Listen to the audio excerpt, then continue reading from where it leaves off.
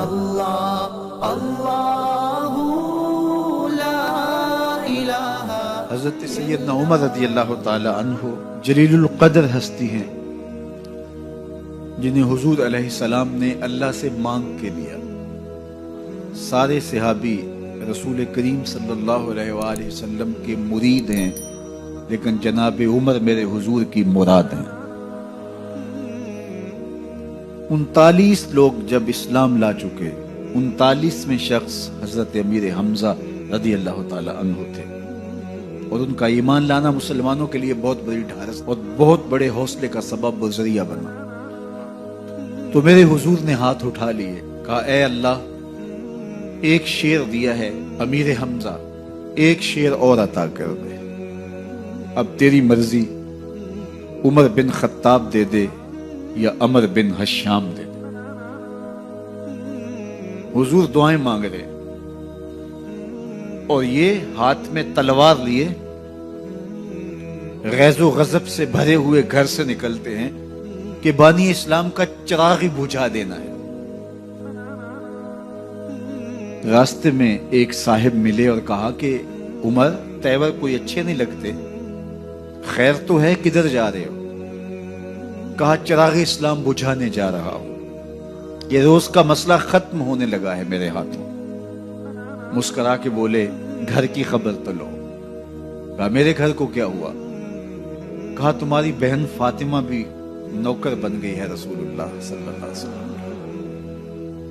غصے سے بھرے ہوئے اپنی بہن کے گھر کا رخ کرتے ہیں، اندر سے قرآن پڑھنے کی آواز آ رہی، غصہ اور بڑھ جاتا ہے، دروازے کو زور زور سے کھٹکھٹاتے ہیں۔ اہل خانہ سمجھ گئے ماجرا کیا ہے، گرجدار آواز ہے جناب عمر کی، دروازہ کھولو۔ جلدی سے معلم کو چھپا دیا اور بہن آگے بڑھ کے دروازہ کھولا۔ کہا تم سابی ہو گئے ہو، دین چھوڑ دیا تم نے، بتوں کی وفا ترک کر دی اور بے تحاشا مارنا شروع کیا۔ بہن کا سر پھٹ جاتا ہے، خون بہنے لگتا ہے اور یہ مارتے چلے جاتے ہیں۔ فاطمہ بنت خطاب بولی عمر تم خطاب کے بیٹے ہو، سنو میں بھی خطاب کی بیٹی ہوں، جو ظلم جو جبر کرنا ہے کرو، میں محمد عربی کا دامن نہیں چھوڑوں گی۔ سوچنے پہ مجبور ہو جاتے ہیں وہ کون سی طاقت ہے جس نے بجلیاں بھر دی اس کے اندر۔ کہا جو تم پڑھ رہے تھے مجھے بھی سنا سکتے ہو؟ کہا تمہیں غسل کرنا ہوگا۔ عمر اپنے بدن کو دھو رہے ہیں، میرا رب دل دھو رہا ہے۔ اتنے میں معلم بھی قرآن لے کر آ جاتے ہیں اور قرآن کی تلاوت ہونے لگتی ہے۔ طٰہٰ ما انزلنا علیک القرآن لتشقیٰ، 14ویں رات کے محبوب چاند، ہم نے قرآن اس لیے نازل تو نہیں کیا تھا کہ تم مشقت میں پڑ جاؤ۔ بے تاب ہو گئے، کہا عمر کی عمر برباد ہو گئی، مجھے لے چلو حضور کی چوکھٹ پہ۔ تلوار حمائل کی ہے، بہنوئی ساتھ ہیں، اور حضور کی بارگاہ میں حاضر ہو رہے۔ دروازے کے سوراخوں سے دیکھا تو صحابہ تشویش کا اظہار کرنے لگے کہ عمر آ رہا ہے، تلوار حمائل کی ہے، ارادے اچھے نہیں لگتے۔ جناب امیر حمزہ نے کہا دروازہ کھول دو، اچھی نیت سے آیا تو استقبال کریں گے، نیت اچھی نہیں ہے تو اس کی تلوار سے اس کی گردن کاٹ دیں گے۔ حضور کے سامنے جا کے بیٹھ گئے، گلے میں کپڑا ڈالا تو حضور نے پکڑ کے کہا عمر ابھی وقت نہیں آیا کہ تم اسلام لے آؤ؟ یہی وقت تھا عمر کے اسلام لانے کا۔ لبوں پہ کلمہ جاری ہو گیا، اللہ اکبر کی صدا اس زور سے گونجی کہ مکے کی گلیاں گونجنے لگی۔ اسلام لانے کے بعد حضور سے پوچھتے ہیں حضور کیا ہم حق پر نہیں ہیں؟ فرمایا ہم حق پر ہیں۔ اللہ کا دین سچا نہیں ہے؟ کہا اللہ کا دین سچا ہے۔ آپ اللہ کے سچے نبی نہیں ہیں؟ فرمایا میں اللہ کا سچا نبی ہوں۔ تو کہا پھر ہم چھپ کے عبادت کیوں کریں؟ اب مسلمانوں کی دو صفیں بنتی ہیں، ایک صف کی قیادت امیر حمزہ کرتے ہیں، دوسری صف کے آگے آگے عمر بن خطاب چلتے ہیں اور حضور درمیان میں ہیں، اور یہ ملکوتی قافلہ صحن حرم میں آ کے اعلانیہ عبادت کرتا ہے۔ حضرت عبداللہ ابن مسعود رضی اللہ تعالیٰ عنہ فرماتے ہیں عمر کا اسلام لانا اسلام کے لیے عزت کا سبب بنا، اسلام کے وقار کی علامت بن گیا۔ ایک ایک کے دروازے پہ جا کے دروازہ کھٹکھٹا کے کہتے ہیں، وہ تو اور خبر سننے کے لیے بے چین تھے کہ یہ بانی اسلام کی زندگی کا چراغ بجھانے گیا تھا، کوئی خبر لایا ہوگا۔ وہ کہتے ہیں آؤ عمر کدھر آئے ہو؟ کہا تمہیں بتانے آیا ہوں، کمزوروں سے پنجہ آزمائی کرتے رہے ہو، آؤ میرے سے بات کرو، میں محمد عربی کا نوکر بن گیا ہوں۔ اللہ اکبر۔ میرے حضور نے فرمایا جب اچھے لوگوں کا ذکر کرو تو میرے عمر کا ذکر بھی کیا کرو۔ میرے عمر کی زبان پر حق بولتا ہے، سچ بولتا ہے۔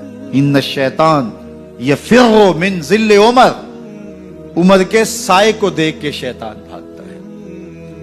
اللہ اکبر۔ اسلام لائے تو زندگی کی ایک ایک سانس اسلام کے لیے وقف کر دی، حضور کا پہرا دیا، حضور کی ناموس کا پہرا دیا، حضور کی شریعت کا پہرا دیا۔ اسلامی فتوحات پھیلی تو پھیلتی ہی چلی گئیں، کبھی مصر فتح ہو رہا ہے، کبھی ایران فتح ہو رہا ہے، آرمینیا تک مسلمانوں کی افواج پہنچتی ہیں۔ 22 لاکھ مربع میل پر حضرت عمر رضی اللہ تعالیٰ عنہ کی سلطنت پھیل جاتی ہے۔ عدل و انصاف کا دورہ ہوتا ہے۔ زمانے نے دیکھا کہ غیر مسلم بھی عدالت میں کھڑا ہے تو اسے خوف نہیں ہوتا تھا کہ میرے سے ناانصافی ہوگی، اس لیے کہ حکومت عمر کی چل رہی ہے۔ وہ بھی مطمئن ہوتا تھا کہ میرے ساتھ انصاف ہوگا۔ عبداللہ بن عمر اور عبید اللہ بن عمر بصرہ سے گزر رہے تھے ایک جنگ سے واپسی پر، تو حاکم بصرہ نے آپ کو کچھ پیسے دیے کہ یہ مال غنیمت میں جا کے جمع کروا دینا، اور پھر خود ہی مشورہ دیا کہ عراق کے اندر فلاں فلاں چیز بہت سستی مل جاتی ہے اور حجاز میں ان چیزوں کی قیمت زیادہ ہے، تو اگر آپ ایسا کر لیں کہ یہ ان پیسوں سے خرید لیں اور جا کے مدینہ المنورہ میں فروخت کر دیں تو جو زائد پیسے آپ کمائیں گے وہ آپ کے ہوئے، اور یہی اشرفیاں جو میں نے دی ہیں آپ کو، اتنی اشرفیاں بیت المال میں جمع کروا دینا۔ تم نے محنت کی ہوگی، تجارت کی ہوگی، تو جتنے بچیں گے وہ آپ کے ہوں گے۔ تو انہوں نے کہا بہت اچھا، وہاں سے مال خرید لیا، مدینہ المنورہ میں آ کے بیچ دیا۔ جتنی اشرفیاں انہوں نے وہاں سے دی تھی بیت المال کے لیے، اتنی بیت المال میں جمع کروا دی۔ حضرت عمر رضی اللہ تعالیٰ عنہ کو پتہ چلا، بیٹوں کو بلایا، کہا کہ سنا ہے تم نے کوئی کمائی کی ہے؟ کہا جی ہم نے تو تجارت کی اور جو مال لیا تھا اتنا مال بیت المال میں جمع کروایا ہے۔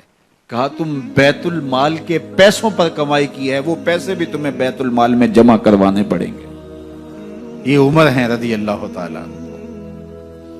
رومی شہنشاہ کی بیوی سلام بھیجتی ہے حضرت عمر رضی اللہ تعالیٰ عنہ کی اہلیہ کو، تو وہ 1 دینار ادھار لے کر کے اس کا عطر خریدتی ہیں اور شیشیوں میں ڈال کر کے ان کو بھیجتی ہیں کہ چلو ایک رواداری کا اچھا ثبوت فراہم کیا جائے۔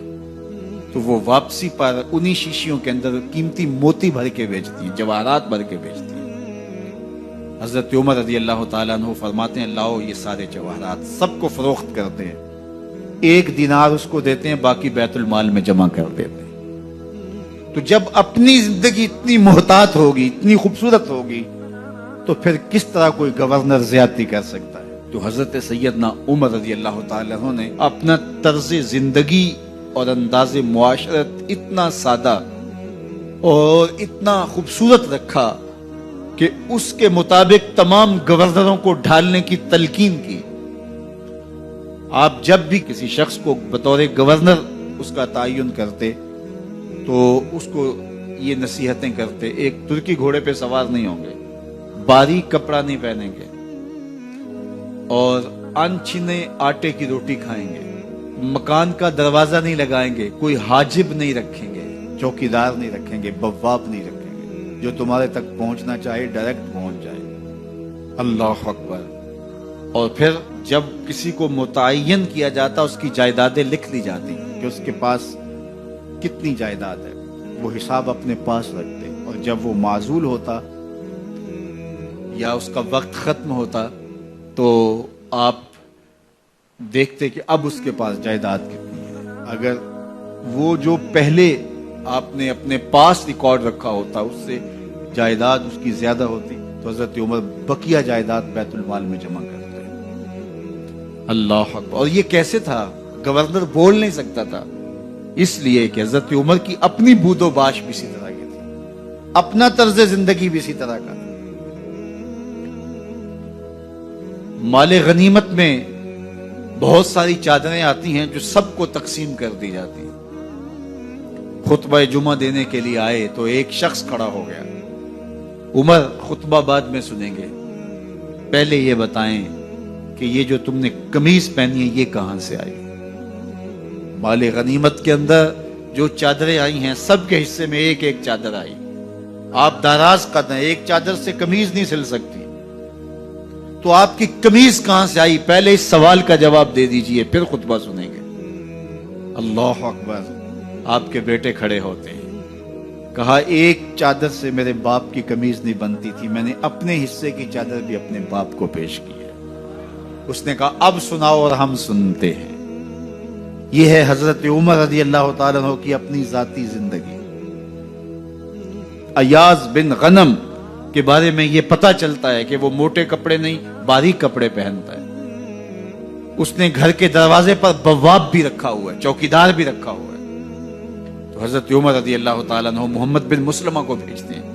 محمد بن مسلمہ جاتے ہیں اور جا کے تحقیق کرتے ہیں تو ایسا ہی پاتے ہیں، تو ان کو وہیں گرفتار کر کے لے آتے ہیں اور حضرت عمر کے دربار میں پیش کیا جاتا ہے. چھڑی اس کے ہاتھ میں دے کر فرماتے ہیں جاؤ تم بکریاں چرایا کرو، تم گورنری کے لائق نہیں ہو.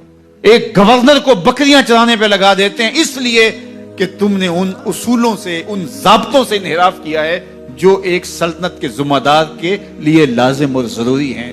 دور موجود کے حکمرانوں کو، چاہے وہ عرب کے حکمران ہوں چاہے وہ عجم کے حکمران ہوں، اگر وہ اسلام کا نام لیتے ہیں تو انہیں اپنے اعمال کا جائزہ لینا ہوگا کہ ہم کھڑے کہاں ہیں.